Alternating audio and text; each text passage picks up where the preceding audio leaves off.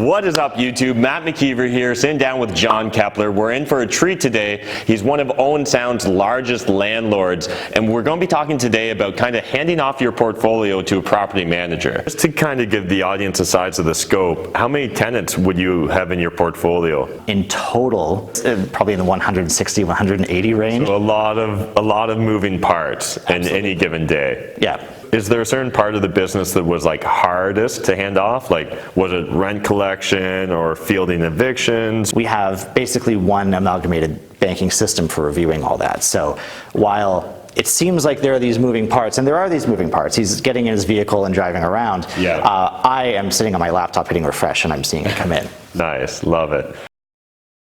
Let's talk about handing over your entire portfolio to a property manager. This is something that scares a lot of real estate investors because a lot of us are very detail oriented and we're hands-on managers of our real estate investment. And the idea of handing off our most important assets, our biggest cash flow producers, can be really scary. And there are some horror stories I've heard from other real estate investors who struggled once they handed off their portfolio to a PM company. In today's video, we sit down with Jon Kepler. He's going to break down for us exactly how he handed off his properties because he moved 3.5 hours away. There's no way he can manage them himself at that sort of distance. So anyways, let's dive into today's video with Jon Kepler.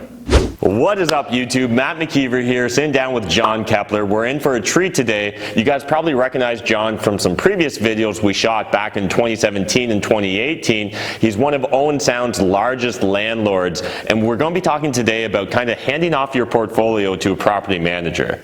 So I'm really excited to have you here, Jon. If you don't mind breaking down for the audience, where were you at in your real estate journey and portfolio before you decided to really kind of remove yourself from the day-to-day operations? Well, thanks for meeting and having this conversation. I've always been very hands-on, and I've always been vocal about the importance of being hands-on. Yeah. So when we had 3 buildings, when we had 5 buildings, I would meet colleagues around. I had one colleague from out of town who I just met all of a sudden at a campground one day, and I thought, why are you here? It's rent collection day. I've been collecting rent all day. You're 3 hours from your property. What are you doing? You're supposed to be in Barrie. And I just always believed in the hands-on nature of things and how that could prevent problems before they started, and it would allow you to grab a hold of problems and make changes before things got really bad. You know, you hear about the worst of the worst in terms of horror stories, and the thought was that if you were reasonably close to your properties on top of things, and you could basically prevent those. So I've preached that hard for several years, and then all of a sudden I moved 3 hours away from my property and flipped my theory. So now we're doing it the other way, and I'm extremely happy doing it this way as well. But I think that that there are different strategies depending on where you've been and where you're going. Yeah. And also, it comes down to fully committing to a strategy and then putting together all the policies around that strategy. So a poorly executed strategy is the worst option, right? So if you're half close, half far, or you don't have systems in place that remind you and dictate to you how you handle all the regular things that happen in the business, then that's where things fall apart. Yeah, and so just to kind of give the audience a size of the scope, how many tenants would you have in your portfolio, would you say, or how many units? So in terms of total tenants, there are a few properties we manage as well as owning. I don't usually talk about that too much, but there are in total, in terms of bodies or people that have our phone number, it's probably in the 160, 180 range. So a lot of moving parts in any given day. Yeah. Okay, so do you think, you know, or I guess first, how long had you been self-managing? So how many years? So I'd been self-managing since the beginning. So that would be 9 years. 9 years. 9 years before I changed it. So I know when I first started investing, I was self-managing everything. We were doing student rentals. And in fact, myself and my business partners, we really thought that because we were self-managing and we'd never had a single vacancy for like 5 years in all of our student rentals, that a real competitive advantage was that we were self-managing. Do you feel like in those first 9 years that gave you a competitive advantage over other investors in your market? I think at the beginning it does. There are, it's funny you said that, you mentioned a lack of vacancy, right? Yeah. So in the beginning when there are somewhat limited number of things to do and you're able to give all of that focus right when it needs it, you do have an advantage. So I wouldn't do things differently. I don't think it makes sense to buy a single duplex and move far away from it and just trust that everything will be okay. It does take work. But I think it's a strategy that evolves as your business evolves. Mm-hmm. So was it scary to move so far away and hand off kind of the day-to-day operations from like to another manager? How did you kind of go about doing that? Did you hand over everything at once or a property at a time? You know, did you scale into this? So one thing that's great about growing your business and just generally having things move forward with momentum, right, is some of these things, they begin to resolve themselves, or you have the beginnings of things that start early on. Maybe that's an awkward way to phrase it, but sometimes you get positive momentum in your business before you realize it, or you wish to embark on a new project and then you look and consider what you have and you realize that some of the building blocks are already there. Mm-hmm. So to put that into plain terms and explain exactly what I mean, we have one key man in particular who started off cleaning for us. And then there were a couple sticky situations with tenants that came up, and out of the blue we kind of said, hey, this is outside of your job description, but could you do this for us? Could you do that for us? And so someone who was initially coming to clean our apartments grew into a role where he could be relied on in general. He could be relied on for my own well-being. Yeah. You know, if I needed something or there were difficulties or challenges in the business, he was there. So when we decided that we were serious about managing from afar, we were serious about moving here, of course we just looked at what we had, where our holes were, and what we'd have to hire out or change around. Yeah. We realized that many of the blocks are already there. Yeah, so just because you'd grown to such a size, you were kind of forced to at least hand off certain parts. Right. So is there a certain part of the business that was like hardest to hand off? Like, was it rent collection or fielding evictions, or is there anything that you still hold on to today that you don't feel comfortable handing off to like your key man or a property manager?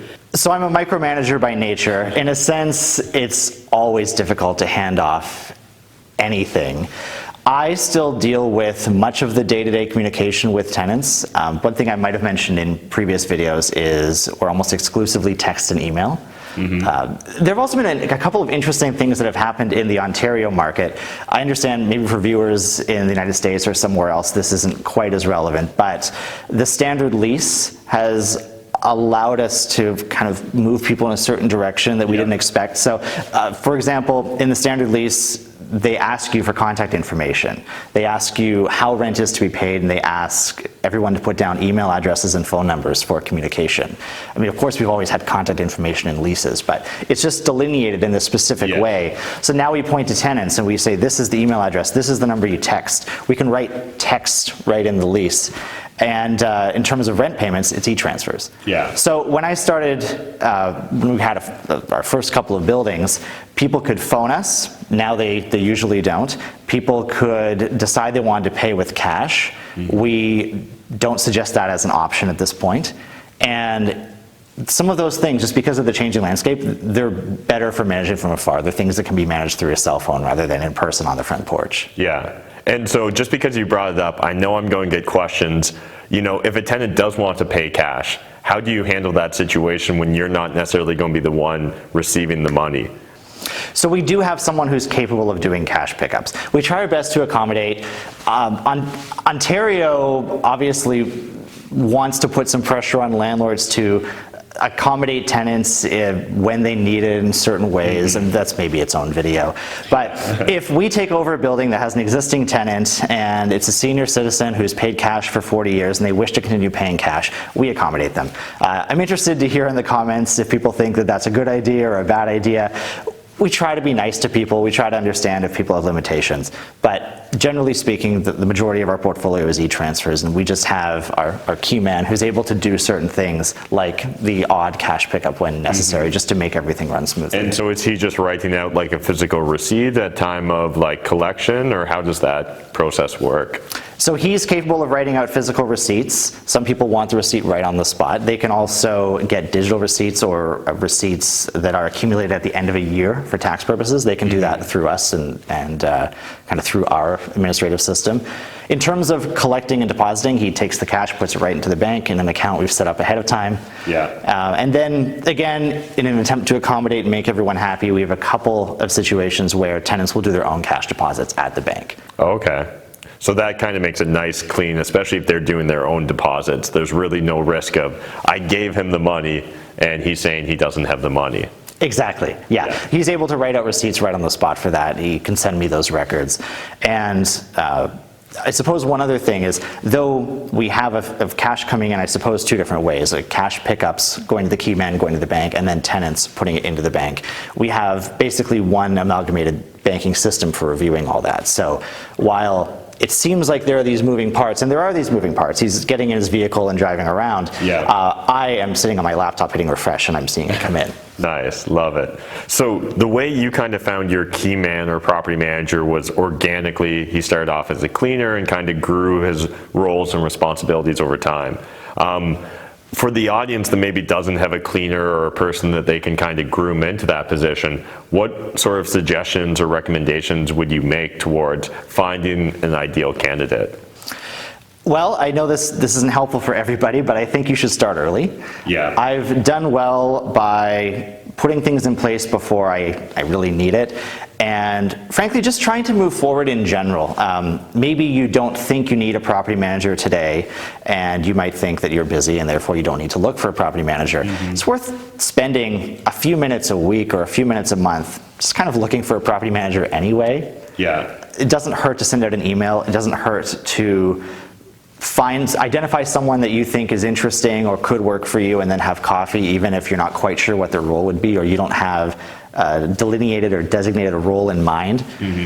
At the end of the day, I think we should all be thinking about the future and thinking about how to move forward. And so if you don't need a manager today, that's the perfect time to start looking for one. If you do need a manager today and you've done no homework, I can talk about that too, but of course, hopefully everyone watching this appreciates that that is less than ideal, and you're going to be under more pressure to get things done just so, if that's the situation you're in. You try to avoid that situation. Okay, great. And so is there certain characteristics that you would look for in an ideal candidate? And I guess, actually, I'm going to put that question on the side burner. Let's dive into when you did hand things off. Had you already written out like standard operating procedures? Was it kind of stream of consciousness where you're just talking and explaining the roles? You know, how have you been able to make sure that the property manager knows and meets your expectations? Oh, that's an important question. At the end of the day, I don't feel that our business and all of our businesses have as many moving parts as similar businesses in other industries. So we're not a convenience store with hundreds or thousands of SKUs, barcodes, products to sell. We're not selling things for $2 and $3 here and there. The actual administration is much easier to map out than you might presume. I know a lot of people probably don't want to put it on paper because they think that it's quite a big job. I would encourage everyone to consider it a small job and feel fortunate that you're in a business where, in the grand scheme of things, it actually is a small job. So this is one thing that we've been working on, especially this year, just drawing out every process. I can give you a more detailed answer about how we do that and how we have a team system as well. Sure, yeah. Cover that shortly. Love it, yeah. But drawing out all the things that need to be done isn't that hard. And rent collection and so on, rent collection, sending of notices and that sort of thing, a lot of that happens around the first of the month. So if you aren't sure you map it out, or you're having trouble mapping it out, once it becomes, let's say, the 5th of the month, you're going to see if you're missing certain things or if certain things need to be drawn out. So at the end of the day, there are really just several things to do. You're already doing them, and you can just pass off responsibility by responsibility to people on your team as long as you trust them and as long as they're ready for it. How often are you in communication with your team? Is this like an everyday thing? Do you have daily phone calls, daily emails? Is it weekly? It's every day. We have a few different ways we communicate. Maybe I will go into the team strategy if you're interested in hearing it. So everyone on the team has my phone number. We primarily text, though of course we can always jump on a call if we need to. We don't do a lot of phone calls, but again, the option's always there if anyone on the team decides for some reason that a phone call is better than a text, yeah. So lots of texting, emails every day, and then we also have software that we use where we can keep track of tasks. So you have tasks laid out, you can mark them as complete, you can comment on them, write notes on them, and so that happens all the time, that's live. So at any point, someone can be working on tasks and they're able to basically communicate to our system that things are getting done. So someone could communicate throughout their day, maybe once an hour, checking things, making notes on things, and then of course I can see that come in if I open that up and take a look. Love it. So just to kind of recap, if someone's brand new to real estate investing and they're looking at getting into the game, you'd kind of encourage or recommend self-managing at the start to kind of like get the feel for it? Or do you think that you can outsource from day one? In any business, it's important to have a working knowledge of all positions. And again, that's something that you hear outside of real estate as well. I think Zappos had a practice of making someone work every position when they started working at Zappos, right? So you've got to do some of it. I understand that maybe people don't want to, maybe people, I mean, I'm not handy, right? I don't swing my own hammer. I've never really swung my own hammer, but I've gone over and checked things out or worked on enough job sites to, Exactly. So self-managing is just the smart thing to do at the beginning. It also prevents disasters from happening when you're brand new and the most vulnerable. And then after that, as you scale, you have options. Yeah, love it. Awesome. Well, if people want to get in contact, what's the best way to reach out, Jon? The best way is probably Instagram. I'm going to continue encouraging people to DM me on Instagram until my inbox explodes, but it hasn't exploded yet. So Jon Kepler, I presume it'll be in the comment section below. So send me a DM. I actually will be able to get back to you. And yeah. Awesome. Hope you guys enjoyed this video. If you did, smash the like button, hit the subscribe button if you're new to my channel, and otherwise, here's a blooper for you guys. You guys know sometimes for me, words are hard. What is up, YouTube? We're in for a special treat today. I'm sitting down with Jon Kepler. Jon's right here. You guys may recognize him from some previous YouTube videos. I think we ended up shooting videos back in 2017, probably the first time we shot. Ooh, wow, that was a weird word stumble. God damn. First time we shot. Sorry. Well, at least I got that out of the way, so the pressure's off now, Jon. That's good. Is that going on the roll this party? Yeah. Words are hard sometimes, I swear. Thanks again for watching this video. Want more Jon Kepler? Check out this playlist. Want more Matt McKeever? Check out this playlist. Otherwise, smash the like button, hit the subscribe button. I'll see you in the next YouTube video. Cashflow Tribe.